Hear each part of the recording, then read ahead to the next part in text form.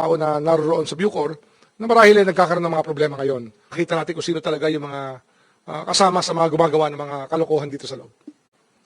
Magandang araw sa atin lahat, mga kababayan po natin. Dahil sa nangyaring bistuhan sa mga anomalya sa loob ng Bilibid o sa pamunuan ng Bucor, ay nagdesisyon na nga itong si Secretary Boyeng Remulla na ipasibak kay Katapang itong si Angie Bautista. Ipinalabas man ni Angie Bautista na siya umano yung nagdesisyon na magparilib sa kanyang pwesto at ilipat sa ibang location dahil siya nga ay hindi pwede matanggal sa serbisyo dahil siya ay isang civil service. Kaya nga naman umano gusto niyang lumipat sa ibang location. Ngunit ang katotohanan ay pinasibak siya, mga kababayan po natin, ni Secretary Boyeng Remulla at inutos ito kay Katapang. Kaya ngayon ay may bago na sila umanong superintendent na mag-handle ng ganitong problema at tulungan umano itong si Katapang para ayusin itong Bucor. Mukhang kulang ata at hindi sapat ata ang naging desisyon ni Secretary Boyeng Remulla kasi mukhang hindi kay Angie Bautista ang problema, kundi mukhang kay Katapang dahil sa kanyang kahinaan na nakikita ng mga senador at mga kongresista na mukhang hindi niya kaya ang pamunuan itong Bucor. Ito rin ang kanyang inamin na hindi niya kayang disiplinahin ang mga Bucor guard, kasama na rin itong mga FIDL. At inamin niya rin, mga kababayan po natin, na nakikisama na umano siya sa mga FIDL, nakikiparty na. Wow! Nakikiparty na umano, mga kababayan po natin, sa mga FIDL para lang sana respetuhin siya. Ngunit hindi pa rin ito nangyari dahil nagkaroon pa rin ng matinding gulo diyan sa loob ng Bilibid. Nagkabarilan at talamak yung pagpasok nitong kontrabando. Kaya itong Secretary Boyeng Remulla sa kahihiyan ay hindi na ito dumadalo sa mga pagdinig sa House of Representatives dahil ayaw niya nga matanong at maibalik sa kanya ang isyo ng pagtalaga kay DG Katapang bilang direktor nitong Bucor. May bago kasi kaming appoint na Deputy Director General na isang tao na mahusay at sinabi ko sa kanya na ito ang kanyang bigyan ng mga trabaho na kinakailangan para maiayos namin ang sistema sa loob at para maimbestigahan din ang mga maling nangyayari sa loob ng Bucor. At isa yan, at may mga bagay pa kami pinag-usapan tungkol sa personnel sa mga tao na naroon sa Bucor na marahil ay nagkakaroon ng mga problema ngayon sapagkat maraming milagrong nangyayari at ito naman ay ayaw nating pabayaan lamang. Kaya ang kinakailangan dito ay maimbestigahan ng gusto upang makita natin kung sino talaga yung mga kasama sa mga gumagawa ng mga kalokohan dito sa loob. Alam niyo, mga kababayan po natin, nung sinibak niya or pinasibak niya itong si General Bantag, ang sabi niya maayos na yung Bilibid, marami umanong kontrabando na pinapasok sa General Bantag, kung ano-ano ang kanilang sinabi. Tingnan niyo, mga kababayan po natin, mukhang kinarma nga itong si Secretary Boyeng Remulla at si Katapang, pati na itong traidor na si Angie Bautista. Kasi tingnan niyo nabisto ang kanilang katarantaduhan o anomalyang ginagawa sa loob ng Bilibid, lalo na sa Bucor, mga kababayan po natin. So parang bumaliktad at palagay ko ngayon habang pinapanood ito ni General Bantag ay tuwang-tuwa ito dahil hindi niya na kailangan pang magsalita kundi ni-reverse na mismo ng Panginoon yung pangyayari at pinakita kung gaano nga ba talaga kasama ang pamamalakad ni Katapang dito sa loob ng Bucor. Nabisto nga, mga kababayan po natin. Kaya palagay ko hindi magtatapos dito sa pagsibak kay Angie Bautista. Palagay ko dapat ito ay maghanap na ng kapalit itong si Secretary Boyeng Remulla. Kagaya ng mga lumalabas nga na issue na posibleng sisibakin na umano si Katapang, mga kababayan po natin. Palagay ko yan ang pinaka-solusyon.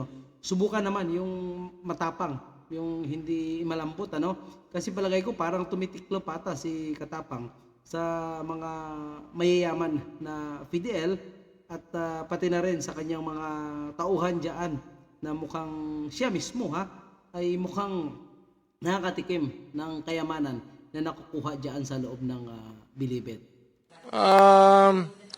Nung nagpagalugad siya, Oplan Galugad, di ba? Sa loob, ay napakarami na namang talim na nahuli at granada, meron pang granada na nahuli sa loob. At kaya nga ito ay isang sinyales na marahil may mga nagpapalusot nung araw ng mga bagay na ito, samantalang nung siya'y pumasok dito, nalinis na nila ang loob ng Bucor, ang loob ditong maximum security, ngunit ngayon ay marami na Nalinis umano mga kababayan po natin. O baka kunwaring nilinis lang. naman. At marahil may mga tao nakasabwat ang marami sa mga PDL upang magkaroon pa rin sila ng mga bagong patalim na naroroon sa loob.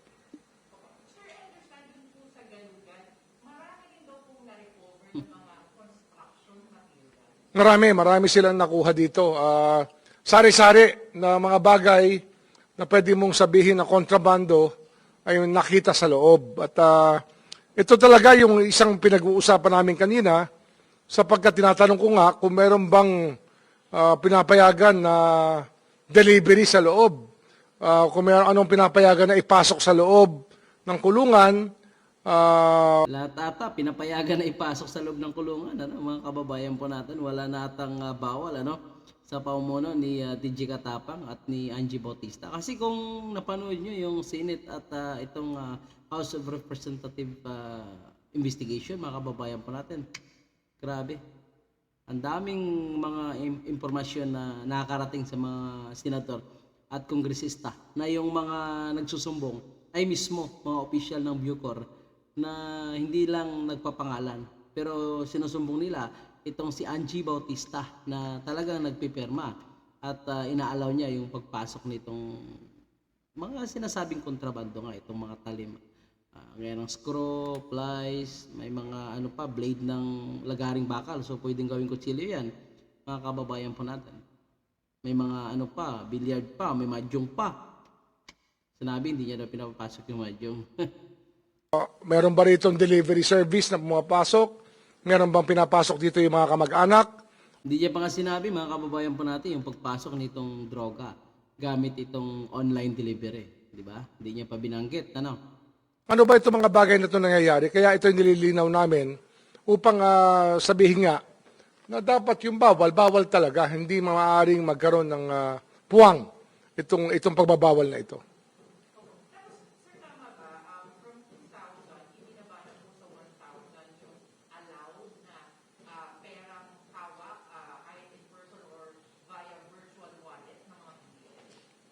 Hindi ko pa masyadong nakukuha yung bagay na yan. Hindi kami umabot sa detalye ng GCash problems dyan. No?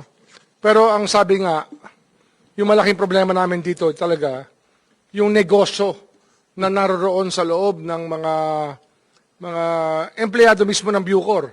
Na Oo, isa nga 'di ba? Isa nga sa na-find out na talagang karelasyon ng GCash girl ay talagang nasa Bucor.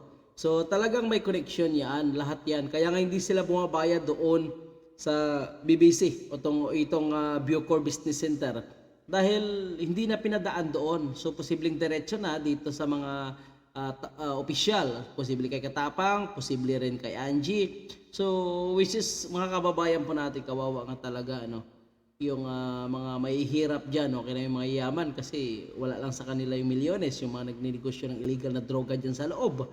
Pero itong mga maliliit, talagang kawawa.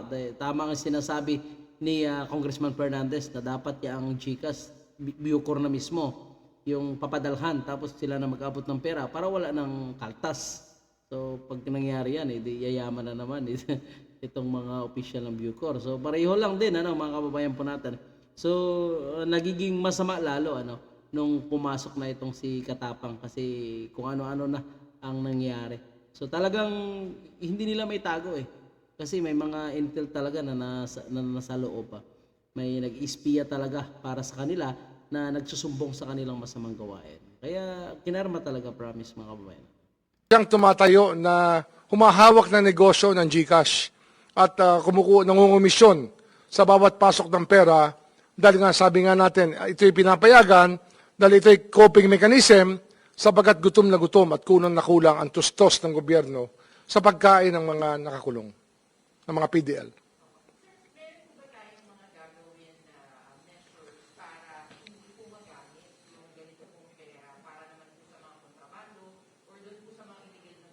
Ang sabi ko nga, ang talagang mahalaga rito, mapaliit na yung mga kulungan, mapataas ang pantustos na pera para mas mabuhay naman sila na maayos sa binibigay na pantustos ng gobyerno.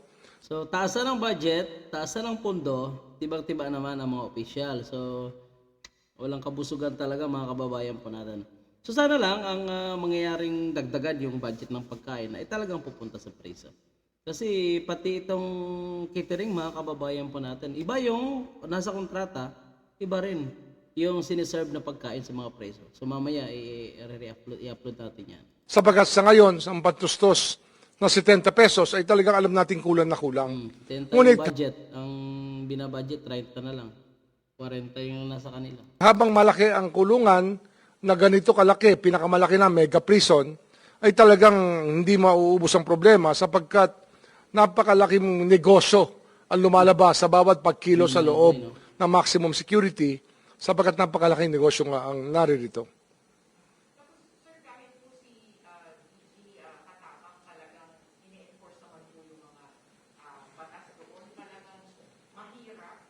Mahirap kasi marami kasing dating gawin na kinaugalian ng mga empleyado. At alam naman natin na hindi naman santo yung mga naririto.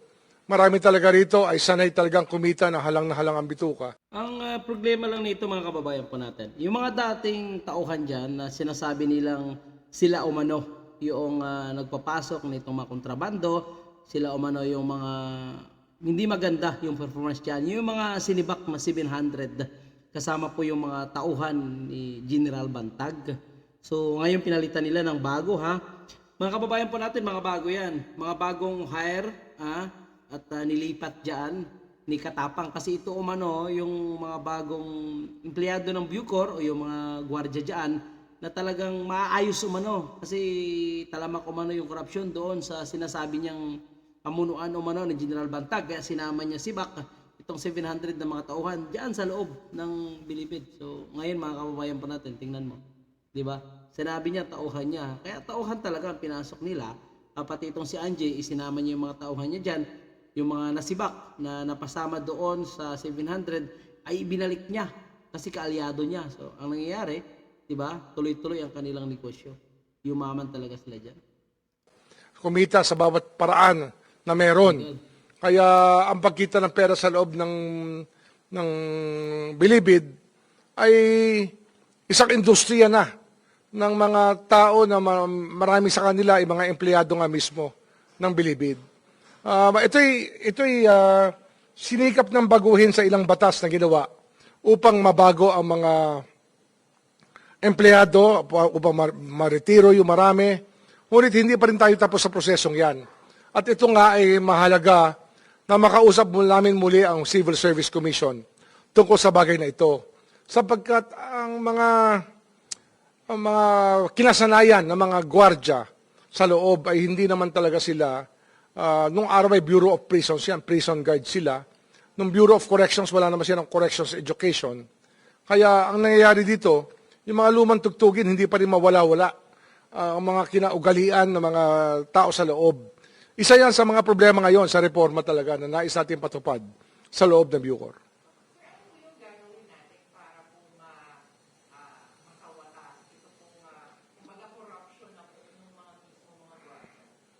Yun nga, marami dyan, padadala natin sa malayo-layo na mas kaunti ang kanilang responsibilidad. Yung iba naman, titingnan natin kung anong pwedeng mangyari sa Civil Service Commission upang ma-retire na natin yung marami rito na hindi naman talaga dapat na nagbabantay na o kasama na sa Bucor. Kasi marami talagang hindi talaga angkop ang kanilang kaalaman at kinasanayan, kinaugalian at kakayanan sa pagbabantay ng isang napakasensitibong pwesto kung saan nais natin. So, yan na lang po mga kababayan po natin ang naging palusot ni Secretary Boyeng Remulla dahil ang inaakala niya na matatago nila itong anomalya sa loob ng Bucor, magagawa nila ang kanilang negosyo diyan na smooth, mga kababayan po natin, ay naging palyado. Kumbaga ang kanilang plano na sana ay smooth lang dahil kontrolado na nila, kasama na si Angie Bautista. Ngunit ang nangyari, mga kababayan po natin, talagang may nagbibigay ng impormasyon sa ilang opisyal ng ating gobyerno, kasama na yung mga senador at itong mga kongresista. At hindi lang yan, mismo yung PDL ang nagbulgar dahil sa nangyaring gulo na nabidyuhan pa, tapos itong nawalang PDL na gusto nilang pagtakpan, hindi natin alam kung ang nangyayari ba ay alam talaga ni Secretary Boying Rimulya at nagkukunwari lang na fake news siya. Kasi inanunsyo nila na natagpuan na nga yung bangkay nitong sinasabing si Kataruha. Ngunit ang nangyari na find out ng NBI na buto pala ng manok. So napakalayo, mga kababayan po natin, ang kanilang pinalabas para sana ideklara na wala ng issue. Kasi napakalaking issue ngayon kung bakit ito nakalabas at nasa maximum pa.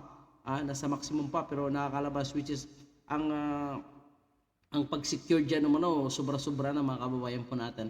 So talagang dito na malalaman po natin na may connection talaga sila. So totoo yung mga pinapalabas pala ng mga prisoner kung dati sa pelikula lang po natin nakikita, pinapalabas para gumawa ng krimen, pagkatapos ng kanilang mission sa labas, ibabalik na naman sila sa loob. So kapalit na mga lalaking pera. So yan ang nangyayari, mga kababayan po natin, na hanggang ngayon, kahit nakareceive na ng intel itong si Katapang, na nakita na si Kataruha 2 bisis na sa lugar ng kanyang tinitirhan, pero hindi pa rin hinuli. So ito yung kini-question ng ating mga kongresista. So nangako na ngayon si Katapang na huhulihin niya. So yan po yung ating abangan kung mahuli ba o talagang iba yung kanilang plano. Kasi palagay ko itong si Kataruha, marami na itong alam, mga kababayan po natin, na kapag mahuli ito ay posible ikakanta niya kung sino yung mga nag-utos sa kanya para lumabas, sino tumulong sa kanya, sino yung mga tauhan na nag-assist sa kanya para makalabas diyan sa loob ng Bilibid sa maximum na smooth lang, na walang problema.